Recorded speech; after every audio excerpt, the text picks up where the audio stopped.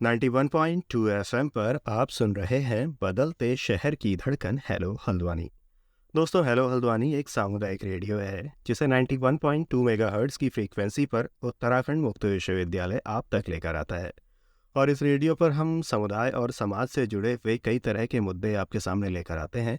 और इसके अलावा विश्वविद्यालय से जुड़े हुए विद्यार्थियों के लिए भी कई तरह की जानकारी हम इस रेडियो पर लेकर आते हैं। और समुदाय और समाज की अगर बात की जाए तो स्वास्थ्य भी समुदाय और समाज का एक हिस्सा है, और इसके साथ ही विद्यार्थियों के लिए भी स्वास्थ्य बहुत ज़रूरी है। तो कहीं ना कहीं जो ये प्रोग्राम है हेल्दी हल्द्वानी, ये विश्वविद्यालय के विद्यार्थियों के साथ ही समुदाय से जुड़ा हुआ है, समाज से जुड़ा हुआ है। तो हेल्दी हल्द्वानी प्रोग्राम में जो हमारे आज के मेहमान हैं वो हैं डॉक्टर सुशीला तिवारी, हॉस्पिटल के यूरोलॉजी डिपार्टमेंट से डॉक्टर लक्ष्मण सिंह पाल। तो डॉक्टर लक्ष्मण सिंह पाल, आपका बहुत बहुत स्वागत है हेलो हल्द्वानी के स्टूडियो में। नमस्कार आपके सभी सुनने वाले श्रोताओं को। आज हम हेल्दी हल्द्वानी के इस एपिसोड में बात कर रहे हैं प्रोस्टेट कैंसर के बारे में। तो प्रोस्टेट कैंसर क्या है, क्यों होता है, और क्या इसके लक्षण हैं, और कैसे इससे आप बचाव कर सकते हैं या फिर कैसे आप इसका इलाज कर सकते हैं, इस बारे में ये सारी जानकारी रहने वाली है। और मैं हूँ आपके साथ आपका दोस्त अनिल। तो डॉक्टर साहब, पहला सवाल अगर हम करें तो सबसे पहली बात ये है कि प्रोस्टेट है क्या। एक्चुअली क्या है कि जो कई सारे जो हमारे लिसनर्स हैं उनको शायद ये भी अंदाज़ा नहीं होगा कि प्रोस्टेट होता क्या है। तो इसे आसान शब्दों में आप कैसे उनके सामने लेकर आएंगे? जी, प्रोस्टेट मूलतः हमारे पुरुषों में पाई जाने वाली एक ग्रंथि है जिसका मुख्य काम होता है वीर्य में पोषक तत्व देना, जो कि हमारे शुक्राणुओं को जीवित रखते हैं, जो कि प्रोस्टेटिक सिक्रीशंस कहते हैं जिसको। तो पुरुष फर्टिलिटी में उसका बड़ा अहम योगदान है। दूसरा काम क्या होता है, ये एक अखरोट के शेप की एक ग्लैंड होती है हमारे पेशाब की थैली के जस्ट नीचे। तो इससे हमारा पेशाब का रास्ता गुजरता है, तो जिसको कहते हैं हम प्रोस्टेटिक यूरेथ्रा, पेशाब के रास्ता। तो ये पहला हमारा एक चेक पॉइंट होता है। जो भी हमारा पेशाब थैली से निकासी के दौरान निकलता है तो उसका फ्लो को मेंटेन करना, हमारी कॉन्टिनेंस मतलब पेशाब की रोकने की क्षमता को जीवित रखना, इसका मुख्य उद्देश्य रहता है। पेशाब को रेगुलेट करना मतलब कंट्रोल प्रेशर को रखना, और आमतौर पर पुरुषों में ही पाया जाता है। तो इसका मेन ये है कि एज के साथ पुरुषों में प्रोस्टेट जो होता है बढ़ता रहता है। जैसे हमारे शरीर में और भी हिस्से हैं, जैसे बाल, नाखून आदि बढ़ते हैं, वैसे ही ये भी एक सतत प्रक्रिया के साथ बढ़ती उम्र में ज़्यादा कॉमनली 60 साल के बाद ही बढ़ना शुरू हो जाता है। तो नॉर्मली ये 20 से 25 ग्राम का रहता है, पर जैसे बढ़ने लगता है तो 30, 40, 50 या उससे भी ज़्यादा, कभी कभी 100-200 ग्राम का भी पाया जाता है। तो इसके बढ़ने से जो दिक्कतें होती हैं वही जो है हमें पेशाब से रिलेटेड दिक्कतें, जैसे पेशाब रुक रुक के आना, बार बार आना, जोर लगना, पेशाब को रोक ना पाना, है ना। कभी कभी इसमें ये भी लक्षण होते हैं कि पेशाब इतनी जोर से लगता है कि आदमी को कपड़े में पेशाब छूट जाता है, या फिर रात में उठ उठ के बार बार पेशाब जाना। इस तरीके के लक्षण रहते हैं जिसके लिए पेशाब की परेशानी के लिए पेशेंट हमारे पास आते हैं इसको दिखाने मूलतः। जी, जैसे आपने बात की कि जो प्रोस्टेट की जो बीमारी होती है, जो इसके रोग होते हैं, उसके लक्षण किस तरीके के होते हैं। तो ये जो बीमारी है किस तरह से आप आसान शब्दों में इसे समझा पाएंगे कि ये बीमारी है क्या और किस तरीके से लोग जी, पहचान की जा सकती है? देखिए, प्रोस्टेट संबंधित 3 मुख्य बीमारियां हैं। सबसे पहले है प्रोस्टेटाइटिस। ये होता है प्रोस्टेट की ग्रंथि का इन्फेक्शन, जो कि यंग एज में जो सेक्सुअली एक्टिव मेल्स हैं, यंग मेल्स, तो उनमें यूटीआई के कारण पेशाब में इन्फेक्शन जो होता है प्रोस्टेट में चले जाता है। तो वो क्या उसकी वजह से जो दिक्कतें होती हैं, जो प्रोस्टेट में रुकावट, पेशाब जल के आना, जलन लगना, कभी कभी रुकना, पेशाब में खून और बुखार इवन आ सकता है अगर प्रोस्टेट में इन्फेक्शन ज़्यादा बढ़ जाए। और दूसरा होता है जिसको कहते हैं बेनाइन प्रोस्टेटिक इनलार्जमेंट या बीपीएच। तो उसमें क्या होता है, जो प्रोस्टेट की ग्रंथि होती है उम्र के साथ बढ़ती है, पर उसमें कोई कैंसर के लक्षण नहीं होते। ये हमें तभी पता चलता है जब हम इसको निकालने के बाद हम इसकी बायोप्सी भेजते हैं हिस्टोपैथोलॉजी लैब में, तो तब हमें पता चलता है कि ये बेनाइन है या मैलिग्नेंट। तो पहला हो गया बेनाइन प्रोस्टेट, जिसमें कैंसर का कोई अंश नहीं होता, जो नॉर्मली एक बढ़ने की वजह से होता है, उसको बेनाइन प्रोस्टेटिक इनलार्जमेंट कहते हैं एज के साथ। और तीसरा जो मुख्य बीमारी जो प्रोस्टेट से संबंधित है वो कैंसर प्रोस्टेट, जो कि प्रोस्टेट में कैंसर की कोशिकाओं की वजह से हो जाती है। तो उसके बारे में ये है, लक्षण हमारे बिल्कुल वैसे ही रहते हैं जैसे बेनाइन प्रोस्टेटिक इनलार्जमेंट के रहते हैं। मतलब वो कैंसर और नॉन कैंसरस इनलार्जमेंट में कोई डिफरेंशिएट नहीं कर सकता, क्योंकि सिम्टम सेम ही रहेंगे। पेशाब में रुकावट, पेशाब में बार बार आना, जलन होना, पेशाब में खून आना, ये सारे सिम्टम्स सेम रहते हैं। बट जो हम क्लिनिकली इसको ही आइडेंटिफाई कर पाते हैं कि एक बार डिजिटल रेक्टल एग्जामिनेशन, मतलब ग्रंथि की अपनी उंगलियों से जांच करके, और दूसरा एक पीएसए टेस्ट होता है, ब्लड टेस्ट, उसकी जांच से हम इसका एक अर्ली स्टेज में पता लगा सकते हैं कि क्या ये जो अल्ट्रासाउंड में प्रोस्टेट बड़ा होने की जो दिक्कत आई है, क्या उसमें कैंसर का शक होने का अंदेशा हमें मिल सकता है इन जांचों से। ये तो फिर उसका अगर मान लीजिए शक आता है तो हम उसके हिसाब से फिर आगे बायोप्सी करके फिर आगे जो भी सूटेबल उसको ट्रीटमेंट होता है जिस बेसिस में वो करते हैं। जैसे डॉक्टर पाल अभी आपने बात की कि क्या क्या लक्षण प्रोस्टेट से जुड़ी हुई बीमारियों के हो सकते हैं, तो इन प्रोस्टेट की जो बीमारियां होती हैं इनके पीछे क्या कारण हो सकते हैं? क्या हमारी रोज़मर्रा की जीवन शैली जो है हम उसमें परिवर्तन करके भी क्या उन सब चीज़ों से बच सकते हैं? देखिए, जो हमारे ज़्यादातर प्रोस्टेट के पेशेंट आते हैं उनमें मुख्यतः लक्षण होते हैं पेशाब में रुकावट होना, जो लगाने पे पेशाब ना कर पाना, रात को बार बार पेशाब आना, पेशाब रोक ना पाना। इन सब दिक्कतों के संग जब पेशेंट आता है तो अक्सर क्या होता है कि वो पहले कहीं और दूसरे डॉक्टरों को दिखा के आता है, या छोटे अस्पतालों में या स्वास्थ्य केंद्रों में दिखाता है। तो आमतौर पे सबसे बड़ी गलती या भूल वहाँ पे ये हो जाती है पेशेंट मैनेजमेंट में, कि अगर पेशेंट ये बताता है कि मेरे को पेशाब में रुकावट है या मुझे पेशाब नहीं हो रहा है, तो उनका जो पहली एडवाइस होती है कि वो कहते हैं कि आप पानी ज़्यादा पियो। तो एक तरीके से पेशाब जिसकी रुकी हुई है, आप उसको और पानी पिला के एक और उसकी बीमारी में बढ़ावा कर देते हैं। जैसे मान लीजिए अगर आपके पेशाब की निकासी में प्रॉब्लम है तो आपको उसको ज़्यादा पानी पिलाने में और प्रॉब्लम डबल हो जाएंगी। मान लीजिए उसको 4 बार पेशाब आता था तो अब उसको 8 बार आने लगेगा ज़्यादा पानी पी के। तो एक तरीके से बिना इवैल्यूएशन के अगर आप पेशेंट को एडवाइस करने लगे तो उससे पेशेंट की दिक्कतें बढ़ सकती हैं। तो हमें सबसे पहली बात ये रखनी है कि जो भी प्रोस्टेट के पेशेंट रहते हैं या जिनका इनिशियली अल्ट्रासाउंड में पता चलता है प्रोस्टेट की वजह से रुकावट के लक्षण हैं, तो उनमें पानी की मात्रा हमें कम करनी पड़ेगी, जो कि आमतौर पे जो बहुत ही सारे स्वास्थ्यविद होते हैं, अक्सर आपने देखा होगा टेलीविज़न में और टॉक शोज़ में कि वो पानी को एक अमृत की तरह जो बताया जाता है, वो इस केस में नहीं है।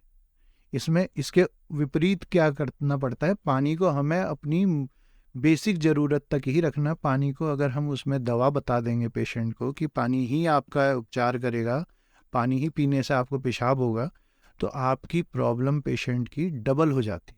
तो हमें सबसे पहले क्या करना है, उस पेशेंट को जो प्रोस्टेट है उसको पहले ये करना है कि पानी को अपना लिमिट करना है। एटलीस्ट उसको 1-1.25 लीटर तक रखना है रोज़मर्रा में, जितना हम नॉर्मली पी पाएँ। ऐसा नहीं कि हम उसको कहेंगे 3 लीटर पानी पियो, जो कि एक पथरी के पेशेंट के लिए जैसे हम कहते हैं 2.5 से 3 लीटर पानी पियो, वो इसके उसमें विपरीत हो जाता है कि पानी कम पीने से इसके लक्षणों में, इसकी दिक्कतों में कमी आती है। पर इसका मतलब ये नहीं कि उसके उपचार में कोई मदद करता है। हाँ, ये सिम्टम में काफ़ी इम्प्रूवमेंट करता है और इसको एक तरीके का लाइफस्टाइल या जीवन शैली में बदलाव कह सकते हैं, जिससे कि काफ़ी हद तक राहत मिलती है। तो और क्या कुछ कारण इसके हो सकते हैं? दूसरा सबसे देखिए, प्रोस्टेट कैंसर की अगर बात करूं या एनलार्जमेंट की, कुछ हद तक तो ज़्यादातर ये जेनेटिक कारणों से एसोसिएटेड रहते हैं, कि जेनेटिक रहता है कभी कभी। जैसे मान लीजिए किसी के पिता को अगर प्रोस्टेट कैंसर है तो हम उसको एडवाइस करते हैं कि आप भी अपने आगे जीवन में 50-60 साल के बाद कुछ डॉक्टरी परामर्श जरूर लें, ताकि आपको पता चले कि आपकी प्रोस्टेटिक हेल्थ कैसी चल रही है, कहीं उसमें कोई कैंसर के लक्षण न, जो कि कुछ प्रारंभिक जांचें जैसे सीरम पीएसए है और अल्ट्रासाउंड जांच से हम पता लगा सकते हैं कि अर्ली टू अर्ली कि कहीं कोई ऐसे डेवलपमेंट तो नहीं हो रहे हैं। ये है। WHO के अनुसार जैसे पिछले 2 दशकों में ये कैंसर भारत समेत एशिया मूल के कई पुरुषों में बहुत तेज़ी से फैलते हुए देखा गया। तो ये कहा जा सकता है कि कुछ ख़ास तरह की भौगोलिक परिस्थितियों में ये ज़्यादा फैलता हो या ज़्यादा पनपता हो? ऐसा कहना गलत नहीं होगा, पुरुषों में ये इस कैंसर की ये one of the most common cancer है लंग कैंसर के बाद। बट इसका पेशेंट जो प्रेजेंट करता है, मतलब जैसे एक होता है कि हमारा एक कैंसर अगर मान लो लंग्स का है तो उसके सिम्टम ज़्यादा होते हैं, उसकी परेशानियाँ ज़्यादा होती हैं, उसमें सांस लेने में दिक्कत होती है, खांसी में खून आता है, खांसी आती है। पर ये प्रोस्टेट एक ऐसा ग्लैंड है जो कि शरीर में कोई ऐसा उसका सिस्टमिक कोई इलनेस नहीं होती, समझ रहे हैं, उसका कोई और बाकी कोई ऐसा जीवन में कोई ऐसा रोल नहीं है कि वो उसकी प्रभाव में हमारा जीवन खत्म हो जाए। तो इस वजह से इसके कोई पेशाब में रुकावट के अलावा आदि कुछ ज़्यादा सिम्टम नहीं आते। तो अक्सर क्या होता है, ये इसका कैंसर छुपा हुआ ही निकल जाता है ज़्यादातर केसेस में, तो और कभी कभी इंसिडेंटली फाइंड होता है। तो सबसे बड़ी बात यह है कि, तो मैं ये भी कहना चाहता हूँ कि आपके सुनने वाले श्रोताओं को, किसी पेशेंट को अगर प्रोस्टेट का कैंसर निकल आता है तो उसमें इतना घबराने की बात भी नहीं है, क्योंकि उससे रिलेटेड काफ़ी हद तक इलाज इस समय काफ़ी रिसर्च के बाद काफ़ी लेट स्टेज तक, इवन मेटास्टैटिक जो कि फैल चुका है हड्डियों या आदि अंगों में, उसके लिए भी काफ़ी हद तक इलाज मौजूद है, और जो कि बहुत ही उत्साहवर्धक जिसके रिजल्ट है। ऐसा नहीं है कि मतलब इसकी कोई सिर्फ सर्जरी ही इलाज है, अगर फैल जाए तो कोई जीवन नष्ट है, ऐसा कुछ नहीं है। काफ़ी इलाज इसका अभी कीमोथेरेपी है, एंड्रोजन डिप्राइवेशन थेरेपी आ गई है जो कि इसमें काफ़ी सफल है, इसकी आगे प्रोग्रेस रोकने में और रोकथाम करने में, आगे जो लाइफस्टाइल में काफ़ी मतलब उनको एक नया जीवन देती है जो पेशेंट इस बीमारी से ग्रसित हो जाते हैं। जैसे आपने कहा कि शुरुआत में अगर जांच करा लेते हैं या फिर शुरुआत में इसके लक्षण हम देख लेते हैं और जांच करा के अगर पता चल जाए तो इसका इलाज संभव है जी। और आसान इलाज संभव है। तो क्या लगता है किस एज ग्रुप के व्यक्तियों को इसमें जांच करानी चाहिए और कितने अंतराल के बीच में जांच करानी चाहिए? अगर लक्षण आए या ना आए वो एक अलग बात है। देखिए, रूटीन जांचें तो एज सच हम एडवाइज नहीं करते। हाँ, ये मैं ज़रूर कहूँगा, कोई भी 50-60 के बाद इन प्रोस्टेट संबंधित या पेशाब संबंधित रोग पुरुषों में बढ़ने लगता है, तो इसको कभी भी लाइटली ना लें। उसका एक तुरंत डॉक्टरी परामर्श और बेसिक हमारे यूरिन टेस्ट, कुछ ब्लड टेस्ट होते हैं और एक अल्ट्रासाउंड पेट का, है ना। उससे क्या होता है कि हमें बेसिक पता चल जाता है कि अंदर स्थिति क्या चल रही है, प्रोस्टेट की इनलार्जमेंट है नहीं है, या फिर कहीं और कभी कभी कुछ और बीमारियों के लक्षण भी प्रोस्टेट के ही जैसे आते हैं, जैसे पेशाब की नली का सिकुड़ जाना, वो भी एक ही इसी तरीके के लक्षण देता है। तो बेसिकली एक शुरुआत में अर्ली इन्वेस्टिगेशन में कुछ सिंपल ब्लड टेस्ट और अल्ट्रासाउंड और एक पेशाब की धार की जांच, और अगर प्रोस्टेट कुछ ऐसा बड़ा हो, 30 ग्राम 35 ग्राम से ज़्यादा हो, और DRE में मतलब डिजिटल रेक्टल एग्जामिनेशन में हम प्रोस्टेट को पैल्पेट करके देखते हैं कि वो उसमें कोई ऐसे लक्षण तो नहीं है कि उसमें कुछ आगे जांच कराने की ज़रूरत है। तो PSA का टेस्ट फिर उसमें भी एक ऑप्शनल जुड़ जाता है, जिससे कि हम ये पता लगा सकते हैं कि हाँ, इसमें हमें आगे कैंसर का शक है या नहीं, है ना। तो ये सब प्राइमरी इन्वेस्टिगेशन है, और उसके बाद फिर हम आगे निर्णय लेते हैं कि आगे किस दिशा में इसका ट्रीटमेंट रखना है। तो जैसे अब आपने बात कही कि आगे किस तरह से इसका ट्रीटमेंट रखना है, हम ये इसके इन जांचों के बाद इसमें डिसाइड करते हैं। अगर बाय द वे किसी रोगी में या फिर किसी व्यक्ति में इसके लक्षण दिखाई देते हैं और अलग अलग स्टेजेस या स्तरों पर किस तरीके से उनका जो इलाज है, जो उपचार है, जी हो सकता है? ऐसा है, देखिए, अगर मान लें कि हम DRE में या डिजिटल रेक्टल एग्जामिनेशन में हमें हार्ड प्रोस्टेट मिले, फिर छूने में वो पत्थर जैसा समझ में आता है, तो उसमें अक्सर हम ये मानते हैं कि उसमें प्रोस्टेट के कैंसर के लक्षण हैं। तो हम सबसे पहले उसमें अल्ट्रासाउंड गाइडेड बायोप्सी करते हैं, जो कि प्रोस्टेट की बायोप्सी होती है, जो मल द्वार से हम उसमें एक अल्ट्रासाउंड प्रोब के थ्रू प्रोस्टेट के कुछ अंश ले लेते हैं, टुकड़े निकाल लेते हैं सुई के द्वारा, और उनकी जांच भेजते हैं। तो उनकी जांच आने के बाद जैसे हमें पता चल जाता है इसमें प्रोस्टेट कैंसर के लक्षण हैं, तो आगे उसमें CT स्कैन और एक बोन स्कैन करके जांच होती है, वो कराई जाती है, जिससे ये पता चलता है हमें कि आगे इसका कोई फैलाव तो नहीं हुआ है कहीं, अगर इसमें कैंसर है तो ये आगे कहीं आसपास के अंग जैसे रेक्टम हो गया और बोन्स हो गया या फिर अंदर के सॉलिड ऑर्गन्स हैं उनमें तो इनका इन्वॉल्वमेंट नहीं है। तो अगर इन उसमें इन्वॉल्वमेंट आ जाता है तो फिर आगे हम बोन स्कैन कराते हैं, बोन स्कैन या पेट पीएसएमए स्कैन है आजकल एक नई जांच आई है जिससे कि और भी अंगों में कैसे कैसे एडवांस जांच है काफ़ी, पर वो आजकल सबसे इम्पोर्टेंट जांच बन गई है इसमें कि वो बता देती है हमारे किस किस अंग में इसका मेटास्टेसिस या फिर फैलाव हो गया। तो उसके बाद उसको आधार मानते हुए आगे का ट्रीटमेंट हमारा, अगर वो प्रोस्टेट के तक ही सीमित है तो रेडिकल प्रोस्टेटेक्टमी करके पूरा का पूरा प्रोस्टेट निकाला जाता है, उसमें करके उसका इलाज आगे संभव है। और अगर इसका फैलाव उससे बाहर हो जाता है या कहीं और अंगों में हो जाता है तो फिर उसका सबसे पहला इलाज होता है एंड्रोजन डिप्राइवेशन थेरेपी, जिसमें क्या होता है उसमें एक तरीके से मेल कैस्ट्राइजेशन कहेंगे उसको, कि मतलब जो बायलेटरल ऑर्किडेक्टमी, जो गोलियां टेस्टिकल्स होते हैं उनको निकाल दिया जाता है क्योंकि वो टेस्टोस्टेरोन का बहुत अहम योगदान है इसके ट्यूमर के बढ़ने में। तो उसको निकालने के बाद इस ट्यूमर के फैलने में काफ़ी रोकथाम होती है क्योंकि ये पुरुष में ही होता है, इसके से भी संबंध में समझ आ रहा होगा कि टेस्टोस्टेरोन डिपेंडेंट ट्यूमर होता है। तो उसको निकालने के बाद या फिर कुछ कोई जो ऑपरेशन नहीं कराना चाहते हैं उनके लिए इंजेक्शन आते हैं जो हार्मोन को दबा देते हैं या कम कर देते हैं, वो जैसे जीएनआरएच एगोनिस्ट या एंटागोनिस्ट आते हैं, ल्यूपुरोलाइड के इंजेक्शन आते हैं, तो उनको लगा के हम इसकी रोकथाम आगे कर सकते हैं। और कीमोथेरेपी और आगे और एंड्रोजन डिप्राइवेशन थेरेपी में काफ़ी न्यूअर ड्रग्स आ गई हैं, खाने वाली दवाइयाँ आ गई जिससे कि एक आसान इलाज रहता है। जैसे ऐसा नहीं है कि एडमिट करके आपको बहुत लंबी लंबी दवाइयाँ चलिए, हाँ एक घर बैठे एक आप ऐसा गोलियों से आप इलाज कर सकते हो जिससे जो नॉर्मली भी आदमी ले सकता है।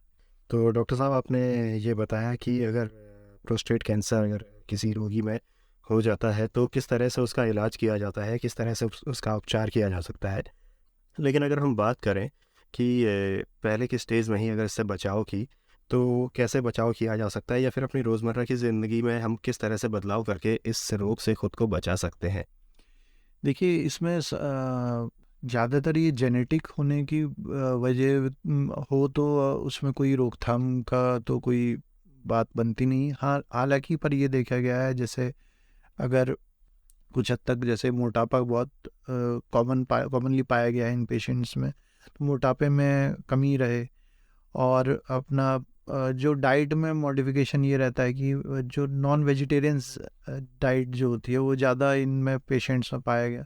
तो इन दोनों में मतलब एक तरीके से हम एक स्वस्थ शरीर रखें, अपना डाइट में गरिष्ठ भोजन ना करें, नॉन वेज आदि और हाई सॉल्ट इनटेक ना रखें, और दूसरा वजन संतुलित रखें और शाकाहार को प्रमोशन दें, है ना। और दूसरी चीज़ ये है, और कुछ जेनेटिक कारण है उनका कुछ इलाज किया नहीं जा सकता, पर मेन रोकथाम क्या है, रोकथाम इसमें क्या है कि आप एक अवेयर पेशेंट, एक जागरूक पेशेंट की जिसको पता हो कि मेरे को लक्षण हुए हैं तो मुझे एक डॉक्टरी परामर्श लेनी है, वो सबसे पहले, क्योंकि अगर जितनी जल्दी स्टेज में उसका अर्लियर डायग्नोसिस होगा उतना ही उसके इलाज की संभावना या फिर इलाज के अच्छे रिजल्ट की संभावना मिलती है। श्रोताओं, अभी आप सुन रहे थे डॉक्टर लक्ष्मण सिंह पाल को, जो कि सुशीला तिवारी चिकित्सालय के यूरोलॉजी डिपार्टमेंट से हैं। और इनके बारे में हम बता दें कि ये सुशीला तिवारी मेडिकल कॉलेज के MBBS के पहले बैच के विद्यार्थी भी रहे हैं। और इसके अलावा आज हम बात कर रहे थे प्रोस्टेट कैंसर या फिर प्रोस्टेट से जुड़े हुए रोगों के बारे में। तो डॉक्टर साहब, आपने काफ़ी सारी जानकारी हमारे श्रोताओं को दी। और इसके अलावा अगर आप कुछ इसमें जोड़ना चाहें या फिर आपको लगता है कि कोई और बात इसमें आनी चाहिए थी और वो इसमें नहीं आ पाई है, तो आपका एक बार फिर से स्वागत है। देखिए मेन प्रोस्टेट की बीमारियों का एक पैटर्न ये है कि हर एज में ये हो सकती है, तो हमें ये रियलाइज़ करना है कि कभी भी इनसे रिलेटेड सिम्टम्स हों या दिक्कतें आएँ तो उसका डॉक्टरी परामर्श सही टाइम पे लेना ही उसका एक सफल इलाज माना जाता है। तो कभी भी पेशाब संबंधित रोग हो, 50-60 की उम्र में अगर आपको रुकावट आए तो उसको ये नहीं समझना कि एज रिलेटेड कोई चेंज आ रहा है, उसके लिए ज़रूर डॉक्टरी परामर्श लें और अर्ली जो जांचें होती हैं वो कराएं और अच्छे से उसका जो प्रारंभिक इलाज होता है उसको लें। जिससे कि हम ये बात की जो भी कॉम्प्लिकेशंस होते हैं उनसे बच सकें और एक अच्छे जीवन का निर्वाह कर सकें आगे।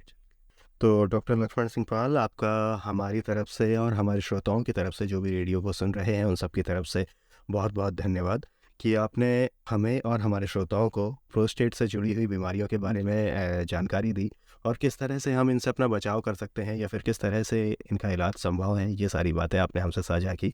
तो आपका बहुत बहुत धन्यवाद। आप मेरे को भी ये बहुत अच्छा लगा आपसे बात करके, और आपके सभी सुनने वाले श्रोताओं को मेरा भी नमस्कार। जी, तो श्रोताओं, इसी के साथ मैं अनिल भी चाहूँगा आपसे इजाज़त। आप भी स्वस्थ रहें, सुरक्षित रहें। फिर मिलेंगे किसी और मेहमान के साथ। नमस्कार। जी।